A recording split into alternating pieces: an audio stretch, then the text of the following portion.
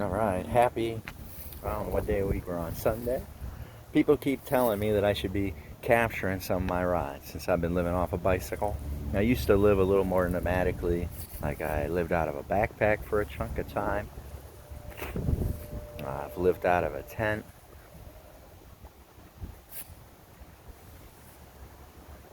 And then I spent some of my time not being nomadic, owning a home, trying to make it my version of Walden, trying to make it a beautiful lesson and a gift. And then back to living nomadically off a bicycle. All sorts of things happen on a ride. You never know what you're going to come into when you're in the abyss. And the loadout can be a little different. So let me show you. Clean the front brake. Wipe the stanchions to try to keep the wear down on them. Somebody put, I think, an oiled seal in the swipe here. And so it was leaving oil on the fork, which attracts more dirt. I got some silicone spray coming, which helps with that. The front hub makes electricity. There's the wires. It goes on up to here. I have a little plug of electrician's putty. There it is, closing the hole. And then you can use this to contain, what do you want? I could do a lithium-ion battery. I could do a GPS tracker. These guys, US made, beautiful USB waterproof plug. They didn't pay me. It just works great. And so then I route this into here, into the front, into like the feed bag, and charge my solar panel. These are to charge the earbuds that I'm speaking on. Since I have so many miles to go, I wanted to take the edge off a little bit on my bike. And I guess it's something that my kids could know about me, or that my friends would know about me and enjoy. Well, as a little kid, I had a female cousin who claimed that I had hit her.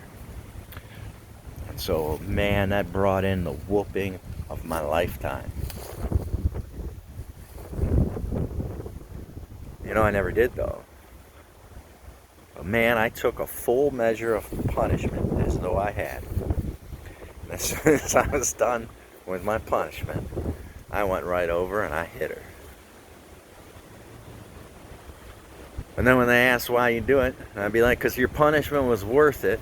And every time you punish me because she lied and I didn't hit her, I'm going to go over there and hit her.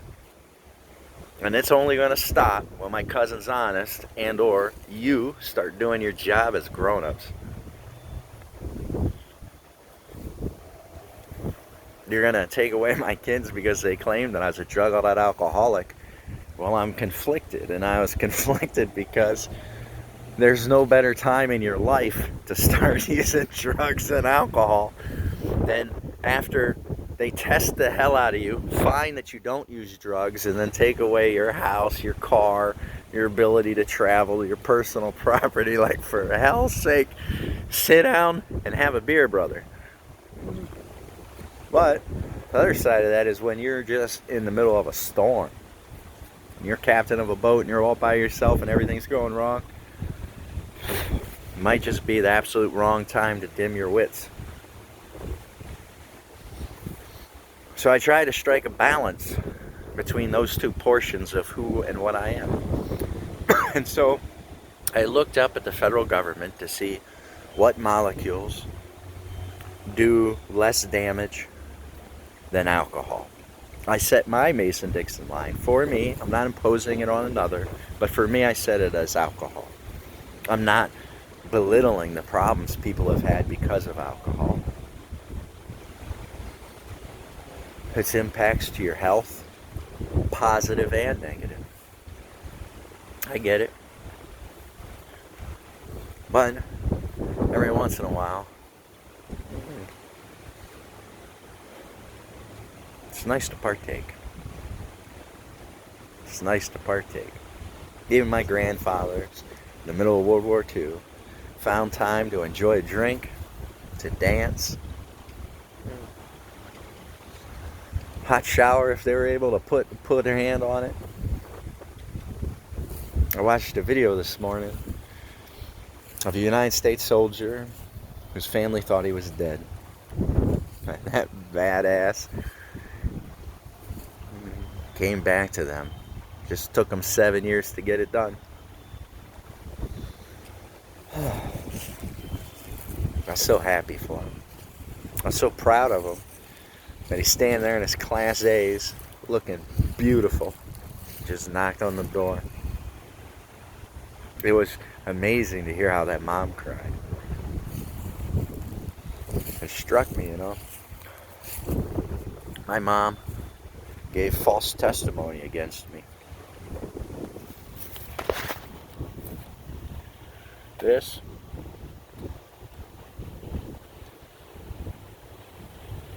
people get into things, you know. Like the reason a thing has importance is because of the importance we choose to give it. I know some amazing people, they get a beautiful handmade pair of shoes and then they only wear it a couple of times for something special.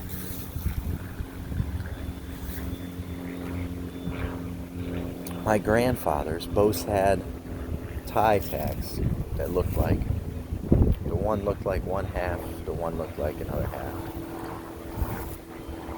I had this made. There's a signature on the back of it of the person who made it.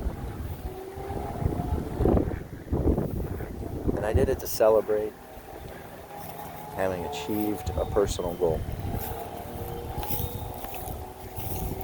Now, if I talk about the scope of that personal goal,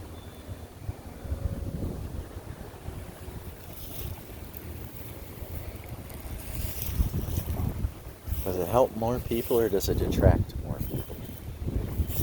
See, I had a goal that by the time I was 30, I wanted to make $1 million. I failed at that goal. I made lots of people around me that much. But not me. But before I was 35, I had given away to charity more than $1 million.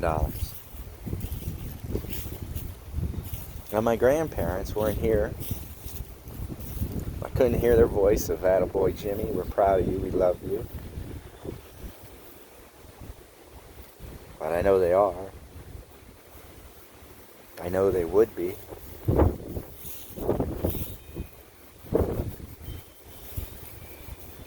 The design was in part by Howard Sears, who served in the United States Army,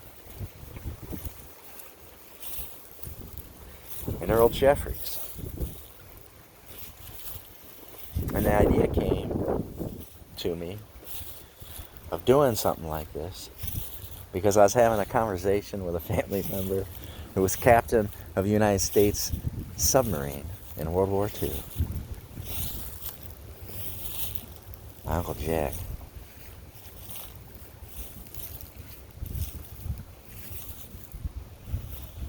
And now, when I sit and I hold this thing, this trinket, this chunk of metal, I get to see my growth, the change in my life.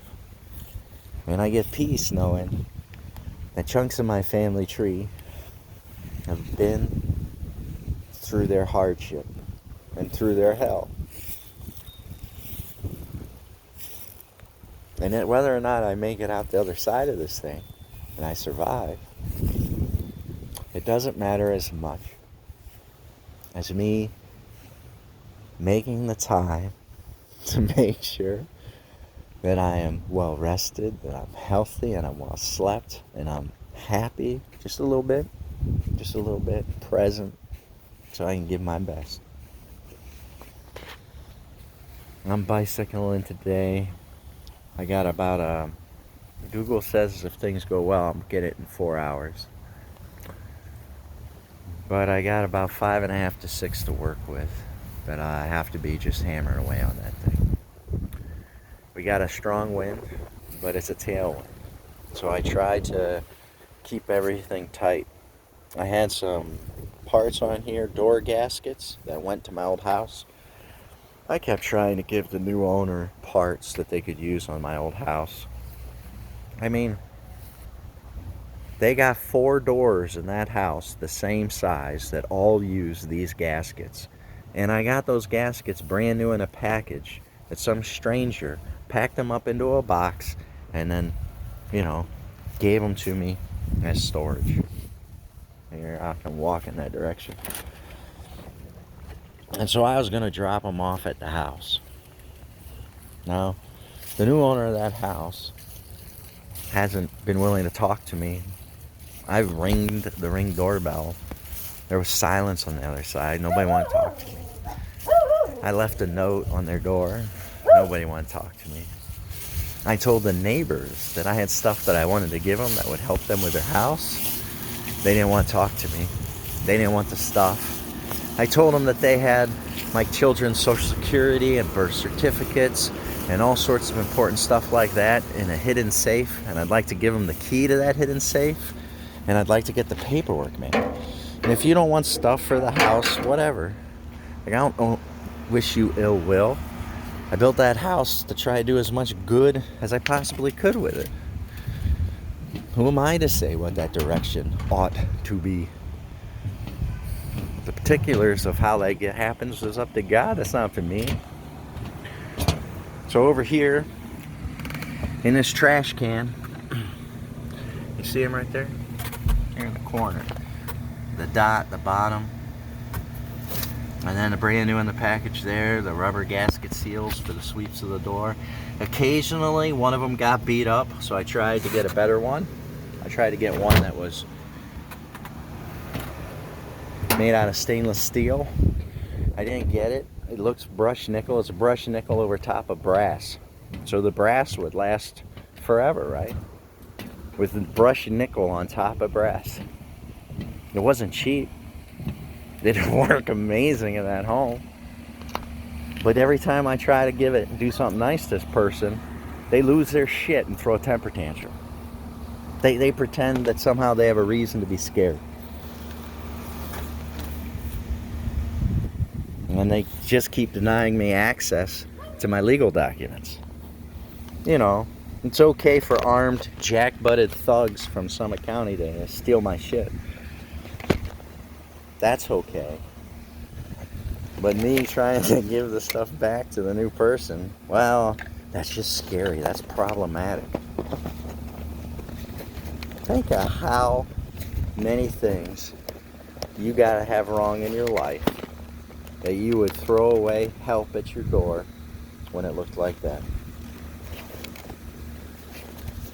And it's not uncommon. It's not uncommon, man.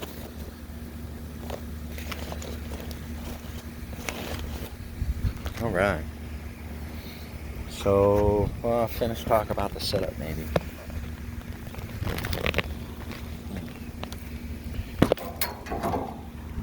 All right.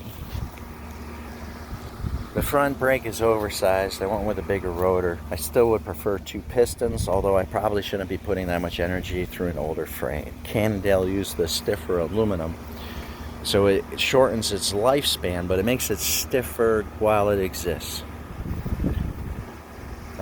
Probably be in the higher setting, so it'll be 2-to-1.